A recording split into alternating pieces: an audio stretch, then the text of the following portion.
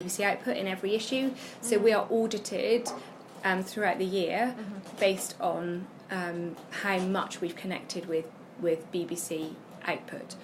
And in terms of other things that we can do, because it's a BBC product, we can produce some elements of podcasts. We can do some of those. We can do small videos and host them on YouTube, but they'd have to be small because we can't compete. Yeah, but can you use their content? Can you? No.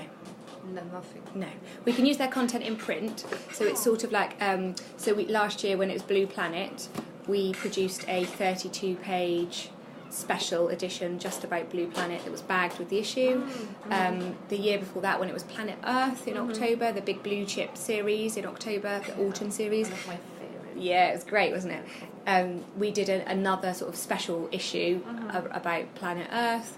In every issue of the magazine, there is always flags about content on the One show, content that's coming up, like any big Attenboroughs, Chris Packham, Michaela Strucker might be doing bits. There's always content throughout the brand and that we refer to online to say, don't forget this is on tonight, this programme, go and watch it, or we've seen this on iPlayer, don't forget this is still here, this is our... So we constantly we have to, from a BBC brand perspective, do that, but also that's our way of engaging with a wider audience of however many million of people of watching Blue Planet. Any brand would be foolish not to tap into that peak of interest at that time. But they don't advertise you. No, they're not allowed to. I mean, for instance, with Nat Geo, it works really well. They magazine and TV channel. They constantly, they're not allowed to because it's public service money. So because we are licence payers and we all pay into the BBC, and they're not allowed to serve advertising of that nature. However, they do promote things like books and DVDs that are associated with programmes. But they were lobbied quite hard about maybe 15 years ago, somewhere between 10 and 15 years ago, by other magazine companies, other publishers, Dennis Publishing being quite a big vocal voice at the time, Felix Dennis, when he was alive, bless him. He lobbied quite hard and said, hey, it's not fair that BBC Wildlife magazine gets a trail, which is what we called them, at the end of the big David Attenborough. Why can't my magazine get that? Fair question, hey? Yeah, fair enough. Yes. Yeah. So when you have lots of people lobbying in the world of magazines, Parliament and the BBC governors saying, well, how come at the end of the Simon Sharma programme you've got a big flashy ad for BBC History magazine, which I did once, and that was great. Fair, that's a fair point, and it's a public service money. It's the people of the UK and wherever's money, and they said no, we can't do it anymore. So they're not able to advertise us. It's not like a commercial TV station like National Geographic where they can promote themselves heavily. Yeah. We just don't have that vehicle. So we can reach out and connect to all of their programmes, and that's part of our obligation as a BBC brand, and we should do that, and that's what we do, and we do it very well, but we are not allowed to be linked back to.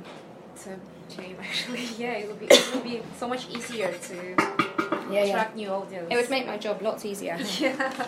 But no, we're not allowed to do that, unfortunately. Have you ever considered going digital only? Has BBC ever considered going digital? I don't know about BBC, but BBC Wildlife magazine. I don't think now is the right time. We still have just under 30,000 subscribers. People still like receiving the physical product. I think we need to be more efficient and more environmentally friendly in terms of how we deliver our product to people. And newsstand, our newsstand sales versus other markets and other magazines are, we're pretty much flat year on year, and on some issues, if I compare our May issue with our May issue, we've seen, we might be ahead of last year. So we're not faring badly on newsstand. other markets, like the home interest market, is down 25-30% year on year. It's, you know, people are falling away from that market much quicker. But in our space, or particularly our magazine, we suffered a little bit when there was a competitor launch against us, which was a BBC competitive launch, BBC Earth magazine. It lasted about 6 months maybe, and we did see quite a significant downturn in our newsstand sales over that period. So there is a certain amount of people that buy these magazines, and when a new competitor came in, it just sliced a bit off of everybody else. It didn't grow the market. That sort of fell away, and we've regained slowly back to a position that I'm comfortable with. Whether we'll go digital only, maybe in 5 years' time. It's something that as a publisher you've constantly got one eye on. Where does it become not efficient to print magazines, and when do we just turn to digital only? We're just starting to incentivise and test having bundle subscriptions, so whether that's print's issue of BBC Wildlife through your door, plus you for another £5 a month you could get the digital issue as well, or whether that's you've got the print issue of Countryfile magazine, you can get the digital issue of BBC Wildlife magazine for X amount of pounds. So those things we're just starting to test to see what the appetite is, but it's not digital subscriptions are growing, but they're growing from a very low base, so they would grow. I don't think they are growing as quickly as we'd have thought 5 years ago, when we thought the spike would be much higher. So it's steadily growing, but it's not. It doesn't seem to be growing as quickly as what newsstand and subscriptions are going down, and they seem to be different audiences. There's not like a natural migration from people going, I don't want print anymore, I want digital. But we haven't seen those trends yet. We haven't seen enough evidence to say they were a subscriber or they did buy the magazine in print, they stopped that and now they've gone digital. We don't have that data yet. About data, by the way, I read this reader survey you sent me. It's very interesting. Yeah. And because one of the focuses of my research is attracting younger audience, aged under 35. Yeah. I just noticed that in this reader survey, even though you have this number, 14% of your readers are under 35. Yeah. There is no data about them, like about their lifestyle. Who are they? Why they read the magazine? Yeah. Why, we can segment that. We can take those 14% and we can run all of the analysis. Oh, so do you have this data? Maybe I don't have it to hand, but we can look at it and say, of that 14%, who are they? What's there? Yeah. Because we will know. What other magazines do they read? Where they shop? Who are they? I think it'll be very interesting. Yeah. Also, I was thinking of. I'll try to do it, but I don't think that I don't know if I could, but I think it would be very interesting to find out overall among younger audience, not your readers, but overall wildlife hobbyists. Yeah. Who are they? Where they shop?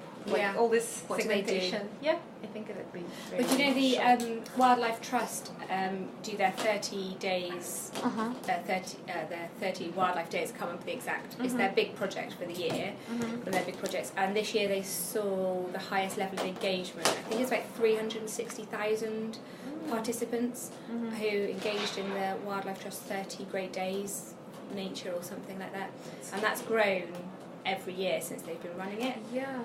The number of people interested in travel and nature is growing hugely, especially among people aged 25 to 35. Yeah. That's good.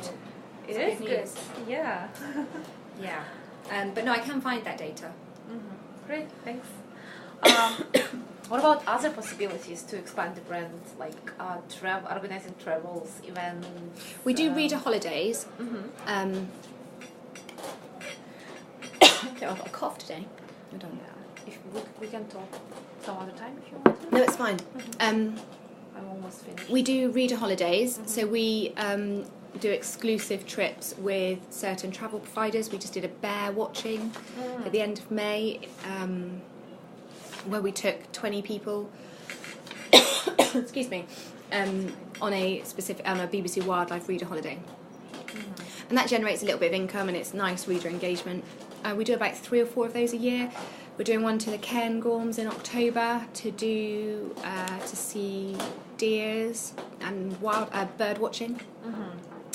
And that will be about another 15 or 20 people. So they're nice things to do, and they bring in a few £1,000 here and there, and it's a great way for the editorial teams to engage with readers. I think there's something in this room. But we probably do about 4 or 5 of those a year, I think. Do you think there is a bigger potential there? Maybe? Yeah, we keep building on it. And the other thing that I want to do, and we're talking to the National Trust about at the moment, is some sort of BBC Wildlife lecture series, reader days. I've done them on different brands, and we do them on BBC History magazine. They're great in terms of an initiative, and it's brilliant to see and get audiences together, and it fulfills sort of a brand awareness piece, and it's a great way of engaging with your readers and beyond. We just haven't found a model for BBC Wildlife magazine yet that means that it washes its face in terms of it doesn't cost us loads of money, because this market are traditionally lower on the income scale than other magazines, so you have to price your tickets at a lower price. Right. The speakers, the people that you may want to come and speak to draw in crowds, are relatively expensive. Excuse me. Venues are quite costly, so we've looked at places like Slimbridge, at various mansions and houses, at nature reserves, and they're really expensive, and you generally have to have them for 3 days, and the cost of that space is quite a lot of money. And when you work out a model on it of how many tickets you need to sell at what price, and then you add in the cost of the speakers to come along, you quickly go into a negative profit model. So they can quite quickly cost you lots of money, plus a huge amount of effort. Arranging events, I've run many events over the years, and they're fun, but they are hugely time consuming, like massively so. You're talking, just on site, you're talking 16 to 18 hour days for the period of time, and you need lots of people, health and safety wise, to make sure that you've got these people looked after. But the time leading up to it is huge. Can we get some water a minute?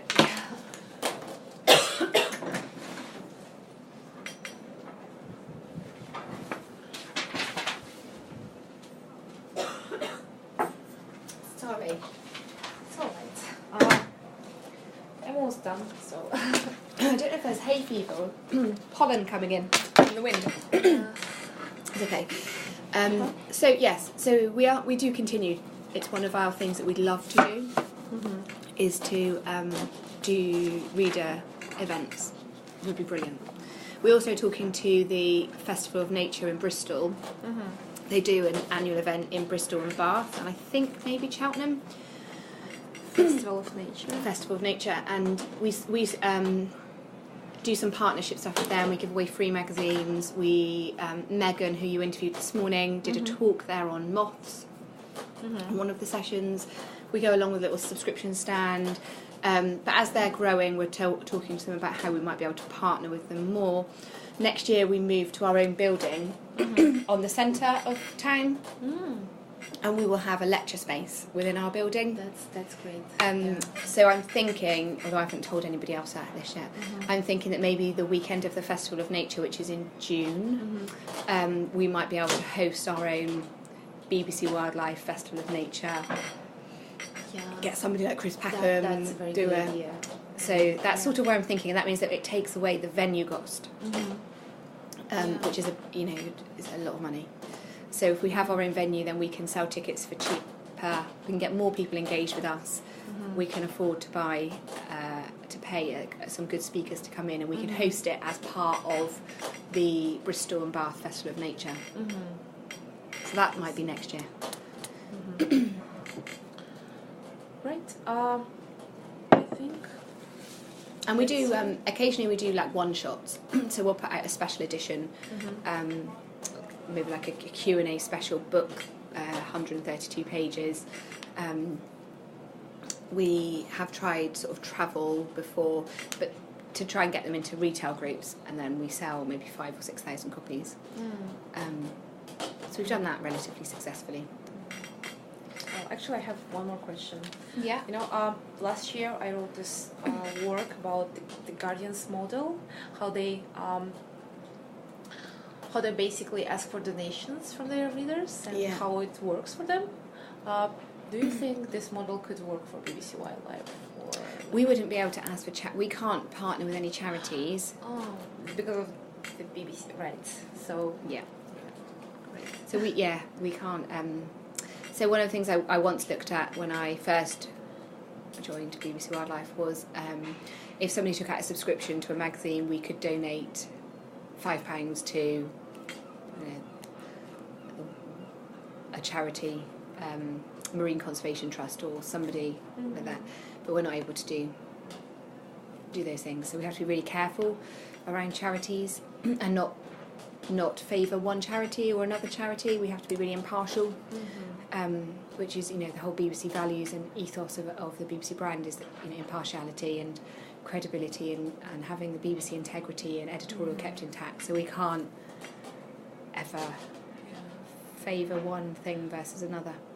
I mean, having this like big brand is great, but you have so many restrictions and space for manure is so small. Like, I think it's very hard to manage to actually promote, to do stuff because of all these restrictions. Yeah, there are quite a lot of restrictions. But I guess, it also comes with the fact that it's a BBC brand, and with that comes a huge amount of kudos, and it's well known and it's trusted, and you can command, in theory, slightly more higher rates than a competitor magazine. So there are obviously with any brand, there's always going to be pros and cons for most things, but you sort of learn to operate within the constraints, and you find other ways to work. And it's a 50-year-old magazine now. No, I just mean that you've got to be really creative. You've got to be really creative. You've got to be really creative, and everything you think of, like the things you've thought of, you have to think through quite a lot, and then you might end up in a completely different place. But it came from a great idea in the first place. It just means you have to manipulate things and change the idea to make it work for a BBC brand, which you wouldn't have to do. I have some non-BBC brands that I publish, and you don't have to do any of those things. Is it easier to manage other brands?